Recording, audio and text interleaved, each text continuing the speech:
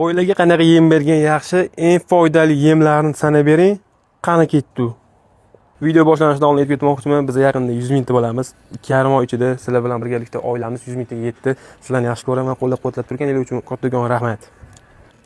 Ko'pchilik yangi boshlayotganlar so'raydi, qo'ylarga nimadan boshlashim kerak, nimalar beray, nimalarni maslahat berasiz deb shu videoni bitta jamladim va top 5 ta yaxshi ozuqasini tuzib chiqdik. Xo'p, 5-o'rin kepe. Kepe bu qo'ylarni ham ovqatga qo'shib beriladigan, ovqat shirakli qiladigan va hazm jarayonini yaxshilaydigan eng yaxshi yemlarning biri. 4-o'rin do'stlar makka jo'xori, bizda jo'xori deydi, jo'xori yormasi yoki jo'xorini butun doni, uni pishirib bersangiz yoki maydalanganini o'zini beradigan bo'lsangiz, qo'ylarga yaxshigina kuch beradi va yaxshigina go'sht tosh boshiga yordam beradi. Kuchli 3talik, 3-o'rinda albatta bu bug'doy. Bug'doy makka jo'xoridan kuchliroq va asosiy do'stlarimiz ko'pchilik beradigan yem bu bug'doy bo'ladi. Bug'doy pishirib berishadi, ancha massa oladi va yaxshigina tosh bosadi. Bug'doy albatta bo'lish kerak qo'y ratsionida. 2-o'rin arpa. Arpa otlarga va qo'ylarga nima uchun beriladi?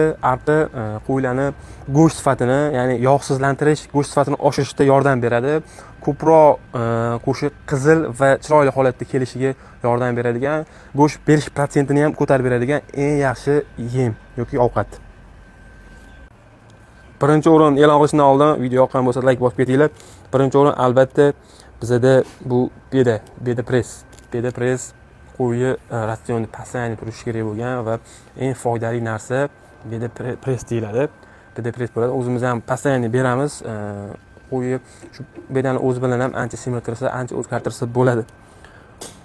Ularni birgalikda aralashtirib berish, ya'ni ratsionini qayma xil berishini, yangi ratsion tayyorlab boryapman. Xudo xolasa tez kunlarda bu ratsionni ham chiqaramiz. Ungacha bizga natija kerak. O'sha ratsionda boqib ko'rdim. Bir oydan shu vaqt o'tdi. Yaqinda tarozchi o'lchaymiz va uni sizga qanchalik foydasi tegishini men bilganimdan keyin yangi video qilib chiqaraman. Do'stlar, bizga obuna bo'lib qo'yinglar. Biz shu haftani oxirigacha deyarli 100 mingta bo'lyapmiz. 100 mingta bo'lishimiz kerak. Sizlarni yaxshi ko'ramiz. E'tiboringiz uchun rahmat.